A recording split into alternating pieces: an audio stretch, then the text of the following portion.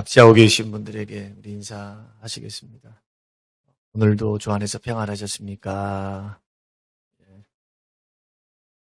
감사합니다. 방송실이 참 어려워요. 너무나 날씨 또 사람에 따라서 굉장히 민감하기 때문에 여러 악기들이 있잖아요. 악기들이 있으니까 이걸 조합해갖고 하려고 하니까 아마 굉장히 힘들 겁니다. 여러분 격려해 주시길 바라고요. 오늘 이렇게 디지털로 해서 다 바꿔놓으니까 잘못을 했다가도 옛날처럼 해달라 하면은 버튼만 딱 눌리면 그 목소리, 그 감도가 그대로 재생이 되거든요. 너무나 감사하고 고맙고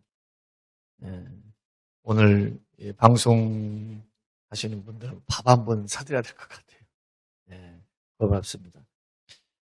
우리가 9주 동안 약 7주에서 9주 정도 구원의 순서에 대해서 한번 말씀을 드리려고 합니다. 웨스트민스터 신앙 고백서하고 또 종교개혁의 원리를 우리가 배우다 보면 단순히 예수 믿고 구원받는다라고 할 때 주 예수를 믿으라. 그래야만 너와 내 집이 구원을 얻는다라고 하는 그 말씀이 단순히 믿음으로 구원받았다가 아니고 거기에는 논리적으로, 체험적으로, 경험적으로 순서가 있음을 알게 됩니다. 이것은 시간적인 순서가 아니고 적어도 9가지의 논리적인 순서를 따라간다는 겁니다. 그러나 우편 강도의 입장에서는 예수 믿고 구원을 딱 받았죠. 순간 받았습니다.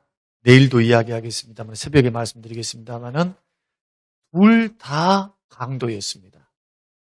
둘 다 죄 짓고 살았어요. 구원받기 전에 예수님을 영접하고 죄를 깨닫고 죄인임을 고백하고 하나님을 두려워하고 회개하고 뉘우치고 예수님 당신이 낙원에 이를 때 나도 함께 데려가 주세요. 예수님을 영접하고 인정하기 전까지 두 사람 똑같이 죄 지었어요. 어떤 죄? 살인죄. 세상적인 눈으로 보면 모두가 다 지옥 가야 돼요. 용서받아서는 안 됩니다. 그런데 예수님께서는 우리의 상식을 뛰어넘으셨어요. 상식을 초월하시고 구원하신 겁니다. 어떻게 구원받았습니까? 논리적인 순서를 통해서 구원받았습니까? 아닙니다. 예수 믿음으로 순간적으로 구원받은 거예요. 순간적으로. 그런데 우리가 성경을 자세히 창세기부터 계시록까지 특별히 오늘 읽어드렸던 로마서 8장 29절과 30절 말씀을 보면은 하나님의 순서에 의해서 구원이라고 하는 것이 단순히 예수 믿고 구원받아서 나는 지금 구원받아 버렸습니다 라는 것이 아니고 만세 전부터 예정도 하셨고 선택하신 그분을 예정한 그 사람을 선택해서 때가 되름에 하나님이 부르시고 부르신 그들을 의롭다 하시고 의롭다 하신 그들을 자녀 삼으시고 입양시키시고 그들을 끝까지 믿음 떨어지지 않도록 하나님께서 그들을 붙드사 인도하셔서 마지막에는 영화롭게 구원의 완성에 이르도록 하나님이 인도해 가시더라. 그러니까 이런 부분들이 성경에는 다 숨어 있는 거죠. 조각조각 숨어 있어요. 이것을 성경을 통해서 논리적으로 체험적으로 구원받고 난 후에 성경을 읽으면서 깨달아 보니까 내가 예수를 선택한 것이 아니고 내가 예수님을 믿기로 작정했기 때문에 구원을 받고 내가 예수를 안 게 아니라 만세 전부터 창세 전부터 하나님이 나를 아셨구나. 예정하셨구나. 선택하셨구나. 그 많은 죄인들, 그 많은 죽어가는 영혼들을 속에서 주님께서 사랑하셔서 조건 없이 우편 강도나 외편 강도로 다 지옥 가야 돼요. 사람의 판단 기준으로 보면은 절대로 용서하면 안 돼요. 근데 어떤 사람은 주님께서 뭘 주시느냐? 용서하시고 구원을 즉각적으로 주시더라는 거예요. 이런 현상들을 성경을 통해서 논리적으로 성경을 전체를 조망해서 보니까 적어도 구원을 걸어가는 순서와 방법에는 9가지 루트가 있더라는 거예요. 9가지. 그래서 그 9가지를 우리가 되새겨보면서 구원은 예수 믿으면 구원 받는 거예요. 믿습니까? 예수 믿으면 구원 받는 거예요, 그냥. 그러니까 할머니들은 나는 모르겠어. 목사님, 예정됐고, 무슨 입양됐고, 의롭다 하고, 무슨 성화요, 영화요. 거룩하게 돼요. 나 그딴 건 몰라. 그래서 나는 우병 강도처럼 예수가 좋아. 예수님이 믿어져. 예수님을 나의 구주로 믿고, 나 부족하고 연약해도 있는 모습 그대로 부르셔서, 있는 모습 그대로 부르신 거예요. 죄 있는 모습, 연약한 모습, 부족한 모습, 그 모습 그대로 인정해 주시고 부르사 그 크신 사랑과 은혜로 나를 구원해 주신 거예요. 예수 믿게 하시고 마음의 문을 열어서 성령께서 예수가 믿어지게 하시고 회개하게 하시고, 그래서 회개도 하나님의 은혜입니다. 깨달아야 은혜가, 깨달아야 회개되죠. 죄인됨을 깨달아야 회개되죠. 성령의 역사가 아니면 깨달아지지가 않아요. 성령님의 역사가 아니면 예수님을 주라고 고백도 못해요. 그래서 구원은 하나님이 시작해서 하나님께서 결론 맺는 것이 구원이에요. 구원은 하나님이 하십니다. 그런데 우리는 구원에 가는 과정, 그 과정 속에 하나님께서 우리를 동참시켜요. 어떻게? 중생할 때는 내 노력이 필요 없죠. 거듭날 때는. 성령께서 무의식 속에서 하니까. 마치 바람이 부는 것 같이 성령이 역사해요.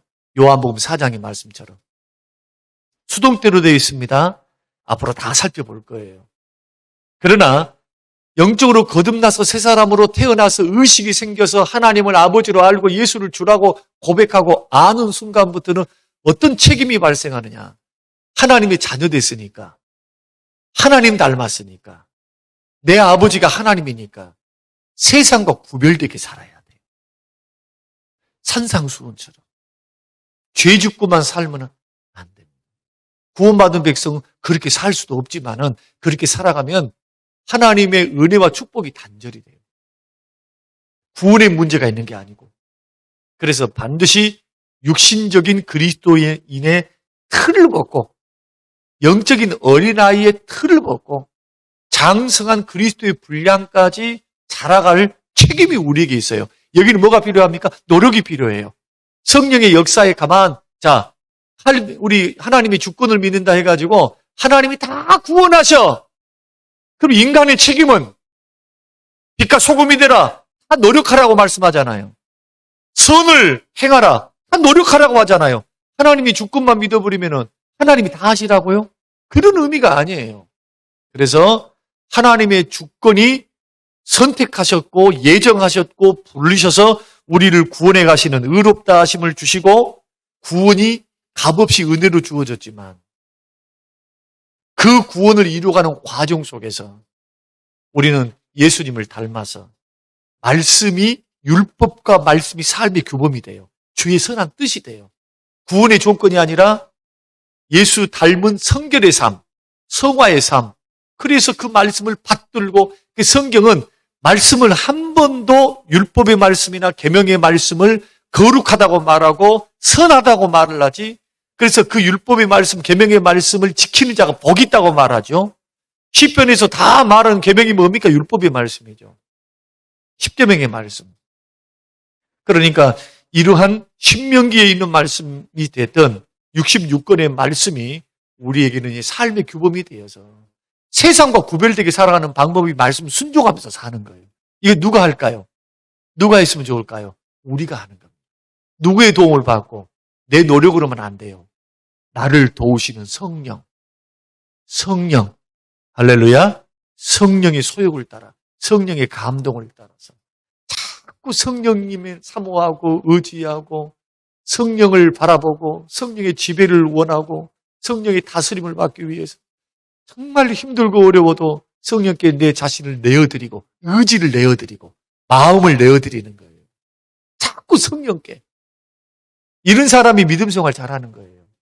근데 예수 믿고 구원받았다 해가지고 내 노력으로 다 할 수 있다고 덤벼드는 사람은요 오래 못 갑니다. 신앙생활은 내 노력이 반드시 누구의 역사를 통해서? 성령님의 역사를 통해서. 그래서 말씀과 기도 없이는 갈 수 없는 길이 신앙의 길입니다. 승리가 안 돼요. 말씀과 기도로 철저히 무장하고 성령께 마음이 열려서 민감해서 성령을 바라보고 나를 도우시는 그 은혜에 붙잡혀서 걸어가야만 원수 용서가 돼요. 미운 사람도 용서가 돼요. 정말 할 수 없는 것 같은, 나는 도저히 일할 수 없어. 그래서 내 힘으로는 안 돼요. 분명히 이것은 구원받은 사람은 이렇게 해나간 것이 주님의 뜻이고 성령의 뜻인데 잘 안 되거든요.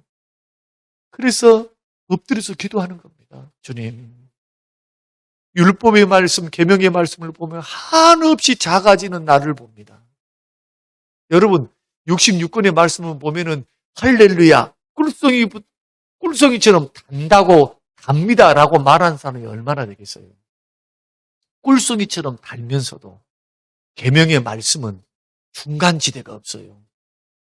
이금은 이것이고 저금은 저것입니다. 원수를 사랑하라 했으면은 사랑하면 사랑하든지 사랑 못하든지 둘 중에 하나지. 중간지대 있습니까? 없어요. 하나님 말씀은 명확합니다. 하나님은 어지러움이 하나님 아닙니다. 질서의 하나님이에요. 정확해요. 회전하는 그림자가 없어요. 그 말씀을 성령께서 사용하사 좌우의 날섬 검처럼 예리하게 성령께서 그 말씀을 사용하사 우리의 심령의 골수를 찔러 쪼개시면서 우리를 거룩한 길로 인도해 가요. 말씀을 깨닫게 하시면서, 말씀으로 인도하시면서. 그때 우리는 두 가지를 생각하세요. 첫째는 뭐냐? 하나님, 나는 부족해. 나는 연약해. 이렇게 노력하려고 그렇게 발부둥 쳐도 내 마음은 분명 생각과 마음은 분명히 이것을 하지 말아야 되고 이것을 해야 됨에도 불구하고 하나님 이것이 잘 안 돼요. 예배당에 나와서 예배를 드릴 때는 조금 뭔가 될 것 같아요. 그러나 강력한 성령의 역사가 나를 지배해 주셔야만 될 것 같아. 그러니까 엎드려 기도하는 겁니다. 부족하다고 둘을 번쩍 들면서 성령의 역사가 아니면 사람의 힘과 능력으로 못합니다. 내 능력으로 안 됩니다. 하나님. 주의 일도 안 되고 내 감정도 안 되고 또 주의 말씀을 순종하며 걸어간 길도 안 되이오니 성령이여 나를 지배해 주십시오. 여러분, 나의 죄됨과 나의 약함 때문에 경비하게 엎드려서 주의 능력을 바라보는 순간 약해 있는 나에게 능력으로 역사하시는 분이 바로 하나님이신 줄로 믿으시기를 바랍니다. 성령이 강력하게 붙들어요. 강력하게. 어디에서 그런 힘이 납니까? 어디에서? 그래서 말씀과 기도가 아니면 승리 못해요. 믿음의 길. 말씀과 기도와 예배 생활에 승리 못하면 성령님의 역사, 성령의 역사를 기대할 수가 없는 거예요. 여러분, 말씀과 기도와 예배가 신앙의 본질입니다. 이 신앙의 본질에서 승리하셔야 돼요. 말씀에 능한 교회, 기도에 능한 교회, 성령으로 충만한 교회. 이렇게 걸어가서 결국 이미 예수 그리스도를 믿으면 믿었다라고 하는 것은 이미 창세 전에 예정하신 거예요. 자, 지금을 기점으로 해서 여러분들이 예수가 믿어지고 예수님 나의 주님으로 믿어진다면 이미 여러분 창세 전에 나를 선택했다는 것을 성경을 읽으면 깨달아지는 겁니다. 아, 깨닫는 거예요. 나는 내가 예수 믿는 것 같았어요. 나는 내가 결심하는 줄 알았어. 나는 주변 사람이 전도를 해서 예수가 막 믿어지기 시작하고 막 교회 나와서 이제 믿어졌어. 나는 내가 결심해서 믿는 줄 알았어요. 성경을 읽다가 성경이 지식이 쌓여지고 성령께서 깨닫게 하시고 우리의 닫혀있는 영안을 딱 여니까 성경 요한복음에 아버지가 부르지 아니하시면은 내게로 올 자가 없대요. 주님이 우리를 불러주세요. 주님이. 성주야 하고 귀신이 부르는 소리 같습니다마는 생미한 음성으로 방황하고 죄악의 길을 걸어가고 있던 나에게 주께서 부르시는 거예요. 예수 앞으로 불러요. 어떤 사람은 이혼해갖고 불러. 어떤 사람은 질병을 통해서 불러. 어떤 사람은 자식 문제 때문에 불러. 좀 좋은 말 할 때 나오면 얼마나 좋아요. 그러나 여러분, 죄성이 가득한 사람들이 좋은 말 듣든가요? 세상에 내 자식도 내 말 안 듣디다. 그런데 남의 자식들, 그것도 머리가 다 커가지고 인생을 40이고 50이고 산 사람들이 좋은 말 해갖고 예수 믿으면 구원받고 예수 믿으면 천국 가요. 그러면 할렐루야 이렇게 돌아오면은 모두가 다 예수 믿어볼게요. 오죽했으면 예수님이 다메섹 도상에서 부활하신 주님이 빛 가운데에서 나타나서 음성을 들려줘 버린 거예요. 빼도 박지도 못하게 하나님이 살아계심을, 부활하신 주님 거기서 무릎 꿇어불잖아요. 무릎. 사도 바울. 주님이 부르고 계신 거예요. 부르고. 그래서 오늘 이 말씀을 통해서는 한 가지를 분명히 하셔요. 주께서 부르셨다는 것을 가리켜서 소명이라 그렇게 말합니다. 구원의 시작은 창세 전부터 예정과 선택인데 예정과 선택과 부르심은 같은 거예요. 그러니까 하나님께서 쉽게 말하면 내가 하나님을 알기 전에 하나님 나를 먼저 아셨다. 할렐루야. 죄 중에 있을 때 그것도 엄마 못해 있을 때도 주께서 나를 먼저 아셨어요. 내가 태어나기 전에도 창세 전이니까 내가 태어나기 전에 내가 이 땅에 존재하기도 전에 하나님은 나를 아셨다. 선택하셨다. 뭐 하려고? 구원 주려고. 여러분 여기에서 감격하셔야지. 어디서 감격하실랍니까? 저는 이 말씀 앞에 감격하며 두 손 들고 주 앞에 영광을 돌려드려야 그것이 은혜 받은 사람이요 구원을 깨닫는 사람이다. 세상에 내가 그렇게 우편강도처럼 왼편강도처럼 그렇게 죄 짓고 살고 하나님 원망하고 하나님 떠나서 죄 가운데 지옥의 형벌 받을 자들로 이렇게 살아가고 있을 때 세상에 하나님은 나를 아셨대요. 나를. 이걸 언제 깨닫습니까? 예수 믿고 구원받고 난 후에 깨닫는 거예요. 그러기 전에는 깨닫지를 못해요. 그래서 논리적인 순서를 볼 때 소명이라고 하는 것이 앞에 나오는데 주님이 부르셨을 때 성경에 보면 모세를 부르시죠? 모세가 이뻐서 부릅니까? 물어봅니다. 모세가 자격자가 되니까 불렀습니까? 누가 부르셨습니까? 누가 선택하셨습니까? 또 물어볼게요. 아브라함 불렀습니다. 선택하시고 부르셨어요. 아브라함 부르실 때 아브라함의 전직이 뭡니까? 우상을 만들어서 우상파는, 쉽게 말하면 불상을 만들어갖고 조각을 멋지게 해가지고 아버지가 야 오늘 부처님 하나 만들었다. 예 아버지. 니는 가서 색칠해라. 예 알겠습니다. 하나 10,000,000원 받겠네요. 하나님이 제일 싫어하는 우상숭배 아들로 태어나서 하나님 하자도 몰랐어요. 공로도 없어요.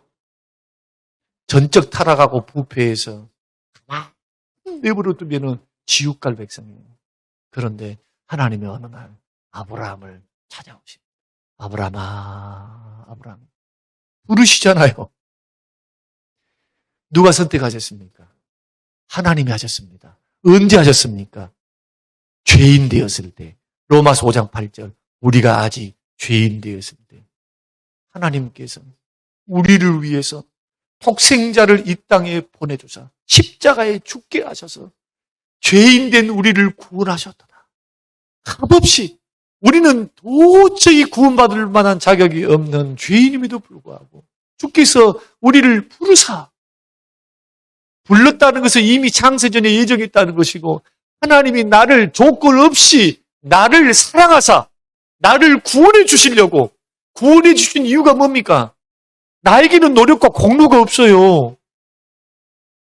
주님의 기쁘신 뜻대로 에베소서 1장 2장 그 은혜 안에서 그 사랑으로 하나님의 기쁘신 뜻으로, 그러니까 여기서 예수 그리스도가 나로 주로 믿어진다면 여러분들은 하나님께서 기뻐하신 뜻대로 선택하시고 구원 주시려고 부르신 하나님의 자녀인 줄로 믿으시길 바랍니다.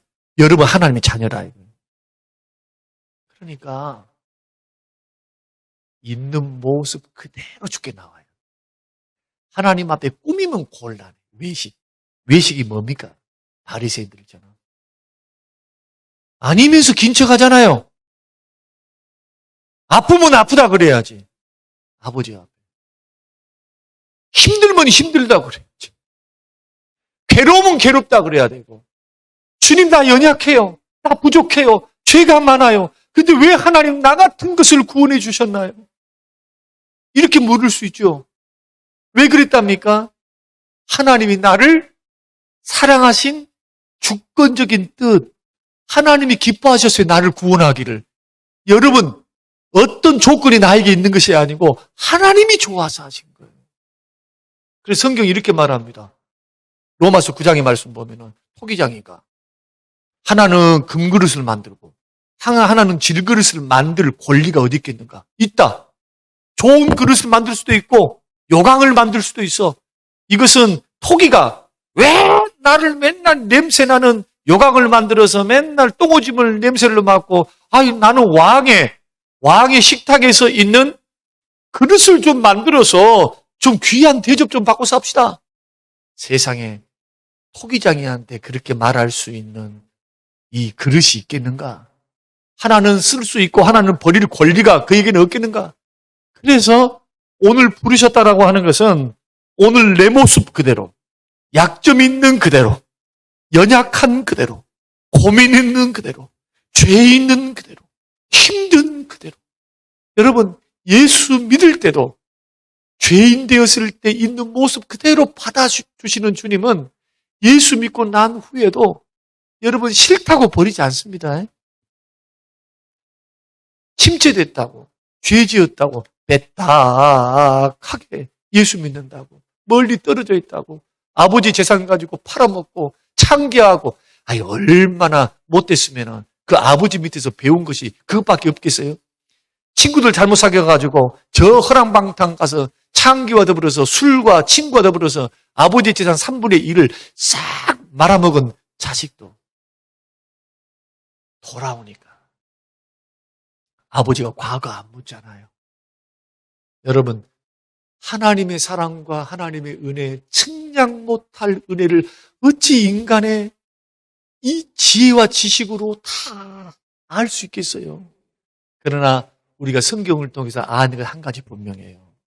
하나님이 우리를 부르실 때는 조건 안 보셨다. 있는 모습 그대로, 약점 있는 그대로, 부족한 그대로. 저는 주님이 나를 선택하셨고 주님이 나를 부르셨고 주님이 끝까지 믿어주심에 대해서요 얼마나 감사한지 모릅니다. 저는 중간에 목회 못하겠다고 주님 주변에서 그렇게 다 만류했어요. 다 만류했습니다. 근데 끝까지 고집 피웠어요. 주님 난 못하겠어요. 낙심 절망해가지고 보따리 짐 다 싸고 신학교 졸업해놓고 광주로 내려와 그랬잖아요. 서울에서. 그리고 다시 기도 가운데 주께서 1년 반 후에 그 뜨거운 은혜로 만나주시는 주의 음성이 너무너무 쟁쟁한 거예요. 책망이라도 하실 것 같으면 오히려 나을 것 같아요. 그때는 1년 반 지나서 만신창이가 돼가지고 돈은 돈대로 날려버렸고 시간은 시간대로 날려버렸고 가정에서는 둘째가 아파서 누가 봐도 이것은 하나님의 징계가 분명한데 주님은 음성을 들려주실 때 책망을 하신다거나 아니면은 나를 향해서 실망했다거나 이런 말씀을 하지 아니하시고 주께서 다시금 사명 주실 때 가라는 거예요. 가라. 그 음성이 계속해서 들리는데 눈물로 기도하면서 하나님은 갈게요. 주님 한 명이라도 갈게요. 제가 그렇게 녹아질 수 있었던 이유는 뭐냐? 조건 없이 용서하신 하나님의 사랑 때문이었어요. 저는 거기에서 하나님의 놀라우신 그 사랑과 그 은혜가 인간의 생각으로 측량할 수 없는 놀라운 은혜였다는 것을 깨닫고, 정말 믿음의 길을 걸어갈 때 정말 비판하고 싶고 사람들을 평가하고 싶고 사람들을 막 소위 말해서 너무너무 실망되는 그런 일들이 있었어요. 그럼에도 불구하고 주께서 내 마음속에서 주신 마음은 뭐냐? 주께서 나를 부르셨을 때 언제 나를 부르셨는가? 보잘것없는 가정, 보잘것없는 환경, 그 여건 속에서 아버지보다도 어머니보다도 먼저 나를 아시고 때가 되매 주께서 나를 부르사 주 예수 그리스도를 믿게 하시고 하나님의 자녀가 되게 하시더라는 거예요. 그리고 구원받고 난 후에도 주님 오래 기다려주시대요. 오래 기다려주셨어요. 우리가 생각하고 내가 생각하는 것보다 더 오래 참아주셨어요. 약함도 많고 성격도 급하고 부족하고 약점도 많은데 우리 주님 넉넉하게 기다려주시면서요. 깨닫고 돌아오면 언제나 엎드려서 주님 앞에 주님 제가 잘못했어요. 주님 이거 정말 후회스러워. 주님 이것은 제가 못나서 그래요. 주님 용서해 주세요. 그것도 장로님들한테 좀 잘못했나 봐요. 성도들은 성도들이 알지라도. 그러면은 이 마음의 무게의 짐이라고 하는 것은 굉장해요. 이런 부분들을 보면서 하나님 앞에 엎드려 기도합니다. 아직 죄가 덜 죽었어요. 더 겸손한 하나님의 종이 되게 해주세요. 나는 한 번도 주께서 나를 야박하게 굴거나 책망하시거나 그 힘들고 어려운 영적 침체의 늪 속에 있을 때 주께서 나를 책망하시면서 나를 비난하시는 그 음성을 들어본 적이 없어요. 언제나 성령을 통해서 주시는 음성은 위로의 음성이었고 용기를 주는 음성이었어요. 사랑하는 성도 여러분, 어쩌면 우리가 이 9가지의 이 구원의 순서를 쭉 이야기를 해나갈 때요. 8번째가 성도의 견인이라고 하는 중요한 교리입니다. 하나님이 택한 백성들을 끝까지 붙든다. 끝까지 싫다고 버리지 않는다. 비록 그들이 예수 믿고 구원받았어도 곁길로 나가서 아버지의 품을 떠나도 하나님은 결정적으로 넘어서서 지옥 가지 않도록 내 하나님 나를 창세 전부터 먼저 예정하시고 선택하시고 때가 되매 죄인 되었을 때에 때가 되매 나를 부르사 성령으로 거듭나게 하시고 예수 그리스도를 믿음으로 의롭다함을 주시고 의롭다함 나를 구별되게 하시고 거룩하게 하사 성령으로 예수답게 해나갈 수 있도록 도전 주시고 은혜를 주셔서 천국길 가는 나에게 자녀 삼은 나에게 아버지는 좋으신 아버지로서 우리를 선대해 가시더라는 겁니다. 하나님 성도 여러분, 혹시 못났다고 여겨지십니까? 목사님 저는 왜 이럴까요? 말씀만 쳐다보면은 이 말씀으로 보면은 나 같은 것은 예수 믿으면 안 될 것 같아요. 맨날 넘어지거든요. 혹시 그런 마음이 생기걸랑 당연한 마음입니다. 그러나 이 마음을 잘 풀어야 돼요. 어떻게? 그 감정과 느낌을 가지고 무릎을 꿇어야 돼요. 하나님 저 연약해요. 주님 부족해요. 저 말씀 순종 잘 못해요. 실수 많아요. 무릎 꿇고 주님 앞에 있는 모습 그대로 나오셔야 돼요. 여러분, 자녀들은요, 언제 제일 이쁜 줄 아세요? 아버지한테, 어머니한테 아버지, 엄마가 다 알아. 근데 가식 떨거나 어린 인체하거나 하면은 아주, 그것은 죄송합니다만 꼴불견입니다. 있는 모습 그대로 엄마 품에 안길 때 긍휼을 힘입어요. 긍휼히 여김을 받는 거예요. 아버지 앞에는요, 부끄러울 게 하나 없어요. 하늘 아버지. 나를 부르시는 그분이 있는 모습 그대로 나를 받으십니다. 절대로 실망하지 마세요. 절대로 절망하지 마세요. 주님은 우리를 다듬어 가십니다. 반드시 우리를 만들어 가십니다. 반드시 우리를 세워 가십니다. 언제까지요? 평생토록 다듬어 가시고 우리를 만들어 가십니다. 그런 은혜 앞에 출발이 부르심이에요. 얼마나 감사한가요? 세상에 나 같은 게 뭔데 예수 믿고 구원받게 하시고 하나님의 종으로 삼으셨으니 그 이상 더 큰 복과 은혜가 어디 있어요. 그래서 남은 생애를 이제는 내 뜻 버리고 내 생각 버리고 주를 위해 살리라. 주를 위해서 살리라. 주를 위해서 살리라. 구원해 주신 주를 위해서 살리라. 몸과 마음과 물질과 정성 다해 주를 위해서 살리라. 주를 위해서 살다 보면요, 하나님께서 상도 주시고 주를 위해서 살다 보면 하나님 마음이 흡족하니까 하나님이 아까울 게 하나가 없어요.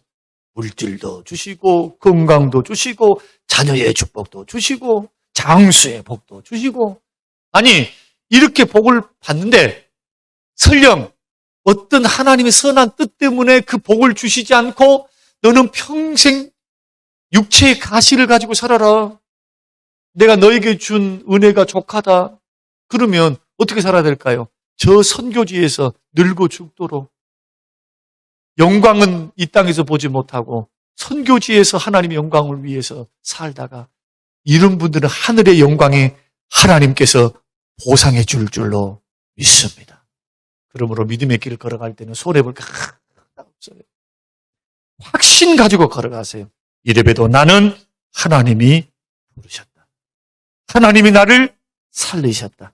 한번 따라서 해보십시다. 나는 부름받은 하나님의 택함받은 자녀이다. 기도하겠습니다. 고마우신 하나님, 오늘 우리에게 주신 귀한 말씀, 생명의 말씀, 택하시고 정하신 사람을 부르셔서 의롭다 하시고 영화롭게 하시고 결국 영원한 영생 주기로 작정하신 하나님의 놀라운 구원의 역사에 감격하며 감사하며 믿음의 길을 걸어갈 수 있도록, 나 같은 것이 무엇인데 이처럼 사랑하사 구원해 주신 그 은혜에 늘 감사해서 하나님의 영광을 위해서 남은 생에 살아갈 수 있도록, 낙심되고 절망이 되고 죄로 넘어지고 부족함을 느끼고 연약함을 느낄 때마다 다시 한번 무릎을 꿇고 나를 불러주신 하나님의 놀라운 사랑에 감격하며 그 은혜를 노래할 수 있는, 힘을 얻을 수 있는 복된 신앙이 될 수 있도록 축복하옵소서. 감사드리며 예수님 이름으로 기도합니다. 아멘.